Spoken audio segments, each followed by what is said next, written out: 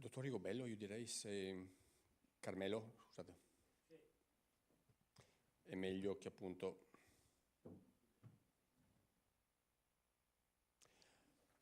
Ditemi quando siamo pronti. Benissimo, un buongiorno a tutti e con grande emozione che appunto ci ritroviamo qui nella Casa dei Veneti, nel Consiglio regionale, per presentare un'iniziativa appunto i 30 anni degli accordi di pace di Dayton in Bosnia e Erzegovina, il progetto Vicenza-Sarajevo per una cultura della pace. Un evento di alto valore culturale che nell'anniversario di quegli storici accordi siglati nella lontana base americana di Wright Patterson in Ohio, ci invita a riflettere su ciò che la pace realmente rappresenta, non soltanto la fine di un conflitto, ma soprattutto l'inizio di un lungo e complesso cammino verso la riconciliazione e la comprensione reciproca tra popoli. Gli accordi di Dayton nel 1995 furono un traguardo decisivo, un punto di svolta per la Bosnia e Erzegovina e per l'Europa intera, firmate da figure come Slobodan Milosevic, Franjo Tudjman, Alija Izetbegović, cioè essi chiusero una delle pagine più buie e dolorose della nostra storia recente. Oggi, ricordando quegli eventi, non possiamo dimenticare il drammatico assedio di Sarajevo, il più lungo della storia contemporanea, che per 1425 giorni mise a dura prova la resistenza, la dignità e la forza morale di un'intera popolazione. Io visitai Sarajevo nel 2010 e ancora le cicatrici di quell'assedio erano ben presenti negli immobili, ma anche soprattutto nelle coscienze delle persone. La mostra fotografica di Mario Boccia, Sarajevo 1992-1995, l'assedio più lungo che presentiamo oggi, ci riporta con intensità emotiva e rigore storico proprio a quei giorni difficili, affinché la memoria rimanga viva e diventi insegnamento per le nuove generazioni. Non basta parlare di pace, bisogna crederci, e non basta crederci, bisogna lavorarci, ricorda Eleanor Roosevelt. E proprio in questo il senso più profondo di questo progetto, non un semplice ricordo commemorativo, bensì un impegno concreto capace di stimolare scambi culturali e sociali tra Italia e Bosnia e Erzegovina, coinvolgendo la scuola, il volontariato, le istituzioni. Solo così appunto potremo contribuire davvero alla costruzione di una cultura di pace autentica e duratura, capace di superare diffidenze e divisioni per abbracciare una collaborazione sempre più intensa e feconda. E devo dire che appunto Vicenza, il suo tessuto sociale, veramente in quell'occasione e anche negli anni successivi è stato sicuramente molto ma molto proficuo il lavoro fatto, e i rapporti intessuti con quella realtà poi sono rimasti anche i rapporti che hanno tenuto unito istituzioni, persone, associazioni come in poche altre realtà. Ringrazio la collega Chiara Luisetto per la sua presenza qui oggi e anche la sua costante sensibilità su temi come questi. Prego. Incontro, grazie Presidente Ciambetti. È una storia che è già stata fatta una bellissima sintesi. Non vogliamo semplicemente fare memoria, ma vogliamo guardare proprio in avanti, e siamo convinti che il futuro può dipendere solo da un grosso, profondo processo di pace. Io sono Carmelo Rigobello, presidente dell'associazione Insieme per Sarajevo. Incidentalmente abbiamo incontrato ancora durante la guerra il segretario comunale del comune di Sarajevo, e da lì è partita una nostra storia anche molto lunga, che è proprio parallela a quella che è stata la vicenda della Bosnia-Erzegovina, che sembrava conclusa con l'accordo di Dayton, che è stato richiamato prima dal Presidente, ma che, avendo lasciato tanto dolore, tante tragedie, è chiaro che il processo per poter recuperare una dignità umana è un processo molto lungo, molto lento. Allora, come associazione, e vado velocissimo, subito dopo la fine della guerra abbiamo avuto delle combinazioni interessanti, per cui abbiamo cominciato ad ospitare bambini orfani. Precedentemente, durante la guerra, avevamo fatto una pubblicazione molto interessante che era la Sarajevo di ieri con la Sarajevo di oggi, quindi su sfondo, le fotografie su sfondo nero, e abbiamo raccolto cifre molto rilevanti, abbiamo portato a Strasburgo questo libro, eccetera, e abbiamo comprato protesi per ragazzi che erano rimasti mutilati durante questa terribile guerra. Finita la guerra abbiamo cominciato a ospitare ragazzi e questo è stato il momento interessante, è importante dirlo perché è l'innocenza che permette di aver futuro, quindi quella dei bambini, e l'immagine che voi vedete, che è stata un po' la nostra immagine che Boccia ha preso, è quella di una bambina triste che però ha in mano una bambola, vuol dire che ha ancora voglia di giocare, che ha voglia di avere futuro. L'associazione si è costituita subito dopo, abbiamo detto, beh, insomma, questa esperienza portiamola avanti, e quindi noi dal 96 siamo presenti tutti gli anni, 3-4 volte, io sono tornato domenica da Sarajevo, siamo presenti per fare due tipi di attività. Una che è quella soprattutto di sviluppo economico, quindi abbiamo utilizzato anche un aiuto che abbiamo avuto proprio dalla regione del Veneto e abbiamo inventato, fra virgolette, qua il mago è stato Sante Bressan, il presidente storico, abbiamo inventato una forma di microcredito. Quindi nelle realtà con piccoli finanziamenti, vi posso dire, io ero ancora emozionato l'altro giorno quando eravamo su Aistocini, Starigrad, perché tu vedi una realtà che è cambiata. Con piccoli contributi, qualche migliaio di euro, eccetera, eccetera, dati a un'associazione agricoltori. E l'altro fronte, quindi quello dello sviluppo economico, laddove possiamo finanziamo progetti che siano orientati allo sviluppo economico. L'altro invece, essendo una realtà ancora molto ma molto povera e con molti anziani, devo dire purtroppo che dalla Bosnia Erzegovina c'è una fuga terribile di giovani, si laureano e poi vanno in Germania, Slovenia, eccetera, e lì ci sono molto anziani, molto poveri. Voi vi pensate, faccio solo una notazione, quando abbiamo fatto il centro per disabili in una zona fuori dal mondo, proprio a confine con la Serbia, Rudo, per disabili, lì le mamme, abbiamo avuto un incontro emozionante, dicono: noi purtroppo, avendo avuto un figlio disabile e il marito ammazzato, cosa facciamo? Il dopo di noi. Per cui abbiamo finanziato proprio recentemente un appartamento, fra virgolette, appunto sul dopo di noi. Ecco, quindi come associazione noi siamo presenti proprio per svolgere delle attività. Quindi abbiamo anche l'orgoglio di dire che fatto 100, il 97 va in attività. Il resto cerchiamo tutto quanto di non spendere niente che sia al di fuori delle attività. Per quanto riguarda il progetto, direi, Marco, lo presenti tu, io mi sono semplicemente limitato a dire, beh, ma adesso che facciamo queste attività, ci conoscono, c'è qualche cosa che possiamo fare? Allora, è la notazione che aveva fatto anche il Presidente, perché non ci scambiamo la cultura? Questa realtà così ricca di esperienze secolari, con produzioni di tipo anche artistico, dalla musica alla pittura, alla poesia, eccetera, e noi qua nel Veneto, che siamo ricchi dal punto di vista secolare di grande cultura, perché non ce le scambiamo? E questo è il processo che stiamo tentando, partendo appunto in questi giorni, e ringrazio davvero di aver avuto non solo la collaborazione ma proprio il sostegno del Consiglio regionale Veneto, il Presidente Ciambetti, perché questo ovviamente, l'avere l'istituzione a fianco, è come quando andiamo nelle nostre attività in Bosnia e Erzegovina, per noi è fondamentale andare in ambasciata, in nunziatura, eccetera, perché i rapporti istituzionali sono fondamentali per tenere un percorso che sia di coinvolgimento e anche che ci illuminano, perché l'idea del progetto culturale praticamente è nata in Ambasciata d'Italia. Grazie al dottor Rigobello. Appunto adesso Marco Troncon, sempre dell'Associazione Insieme per Sarajevo.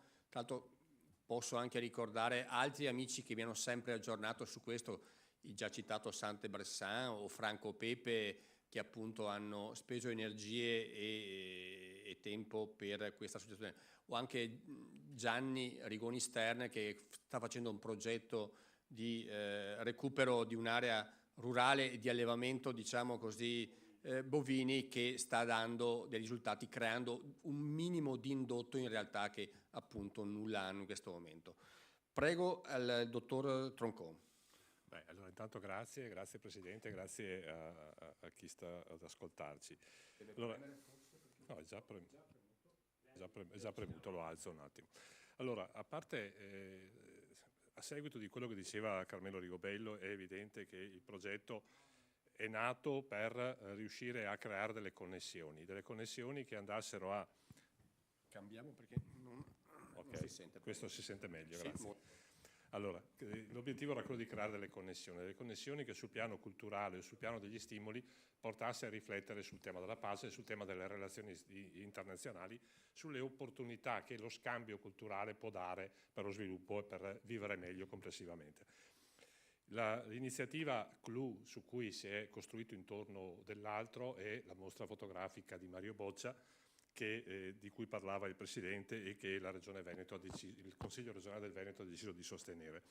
Questa mostra è stata realizzata con il contributo di fatto del Museo della Guerra di Rovereto, che di fatto la sta alimentando e portando in giro per l'Italia per riuscire a ricordare questo evento, per dir poco tragico. Per cui mostra che sarà inaugurata il 9 di maggio a Vicenza in Salone di Zavateri e che sarà aperta al pubblico fino al 31 di maggio. La sera dell'apertura avremo anche la presenza del Presidente, oltre che dell'autore delle foto. A questa mostra l'abbiamo corredata a fianco di una serie di altri eventi. Un evento importante sarà la sera prima, il giorno 8, e la faremo nel Palazzo delle Opere Sociali, nel Salone delle Opere Sociali di Vicenza, in Piazza Duomo, e avremo la presenza di Giovanna Botteri, di Adriano Sofri e di Gian Antonio Stella. Il tema sarà sempre lo stesso, dialogare sul tema della pace a partire dall'esperienza di Giovanna Botteri e di Adriano Sofri, che erano lì durante la guerra e che hanno vissuto e che hanno mantenuto nel cuore, come ha dichiarato più volte Giovanna Botteri, quel territorio, quelle realtà che di fatto hanno sofferto tutto quanto abbiamo potuto vedere. Quella serata ci darà il là poi per la mostra, per invitare tutti alla mostra. Il giorno successivo, il giorno 9, prima dell'inaugurazione della mostra, il Mario Boccia presenterà un suo elaborato, un suo libro, La Fioraglia di Sarajevo. Lo faremo alla Biblioteca Bertoliana, che è uno dei partner del progetto, e lo faremo nel pomeriggio, per cui il tema anche di allargare lo sguardo a una serie di iniziative collaterali.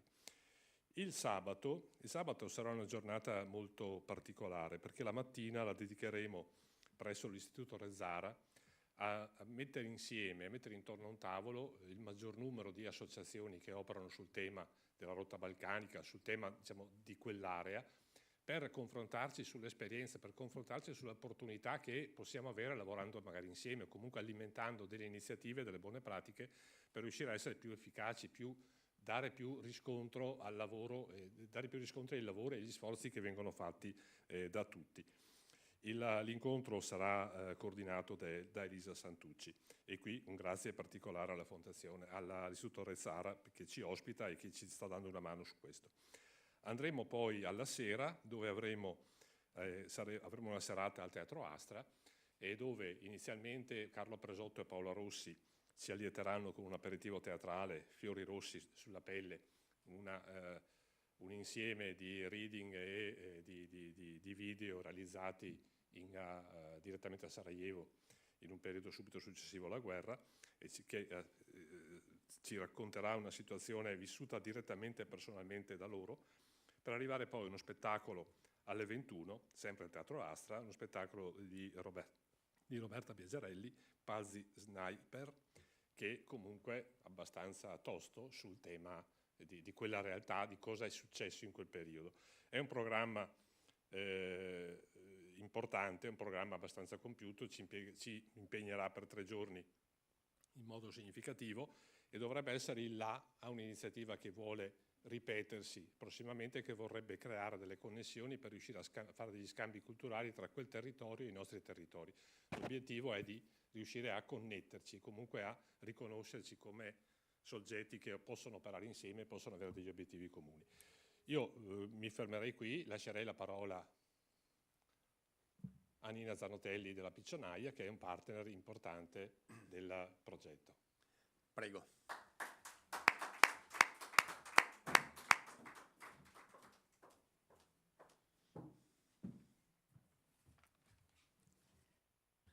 Buongiorno a tutti, ringrazio il Presidente del Consiglio per questa opportunità che ci ha dato di parlare qui oggi del progetto. Il progetto Vicenza-Sarajevo per una cultura di pace è stato costruito attraverso una progettazione condivisa, a partire proprio dalla proposta dell'associazione Vicenza per Sarajevo che abbiamo appena sentito e che noi come Piccionaia abbiamo colto al volo anche per un motivo storico. Nel 1996, proprio da Vicenza, è partita la tournée di uno spettacolo con 20 attori di tutti i paesi del Mediterraneo. Uno spettacolo diretto da Marco Bagliani e sostenuto dal Consorzio Delfinos e dall'ETI, l'ente teatrale italiano dell'epoca, che concluse la tournée proprio al Teatro dell'Opera di Sarajevo. Questo è stato un momento fondante nelle relazioni anche artistiche tra l'Italia e i paesi balcanici, in particolare la Bosnia. È un momento importante per tutto il teatro italiano e questa è anche l'occasione per ricordare quel fermento di quell'epoca. Un episodio di un impegno che vede la Piccionaia, che è un centro di produzione teatrale veneto e sostenuto dal Fondo Nazionale dello Spettacolo, ad alimentare la propria creazione artistica proprio alla sorgente delle domande che muovono la vita delle persone. Oggi, come a quei tempi, non riusciamo a darci ragione dei conflitti, delle guerre. Sembra impossibile che ancora oggi queste situazioni continuino a ripetersi e queste tragedie continuino ad accadere. Non dobbiamo mai dimenticarci di quello che succede e mantenere l'attenzione viva e continuare a credere che l'arte, il teatro, la cultura possono essere un luogo dove riflettere, fare esperienze insieme, tenere unita la comunità affinché in qualche modo si possa generare un mondo migliore rispetto a quello che stiamo vivendo. E questa è una di quelle occasioni che per noi è fondamentale, importante. Il programma è denso, è ricco e ricordiamo forse di nuovo tutti gli enti che partecipano, in primis appunto il patrocinio del Consiglio regionale del Veneto con il contributo che ci ha dato, il patrocinio della città di Vicenza, la Piccionaia, la Biblioteca Bertoliana di Vicenza e l'Istituto Rezzara che ospita alcune delle attività. Abbiamo anche avuto il sostegno, l'appoggio di alcuni privati, Banca delle Terre Venete, la GSM AIM e Z Farmaceutici che ci sostengono in questo. Grazie. Grazie a Nina Zanotelli. Penso che appunto il titolo per una cultura della pace sia di assoluta attualità, vedendo quello che ci sta capitando attorno e quello che sta passando come messaggio di riarmo dell'Europa. Quindi è bene lavorare perché questa cultura possa diffondersi il più possibile, portando anche e comprendendo le sofferenze che le guerre e un assedio come quello a Sarajevo, ripeto, ha comportato e che è rimasto nelle coscienze delle persone, e mettere insieme realtà come appunto la Piccionaia, la Bertoliana, il Rezzara, che a livello vicentino sono massime espressioni di motori di produzione culturale che abbiamo sul territorio, penso sia una bellissima iniziativa. Quindi veramente complimenti e appuntamento a Vicenza dall'8 al 10 maggio con tutte le iniziative che vi sono state presentate qui oggi. Grazie ancora.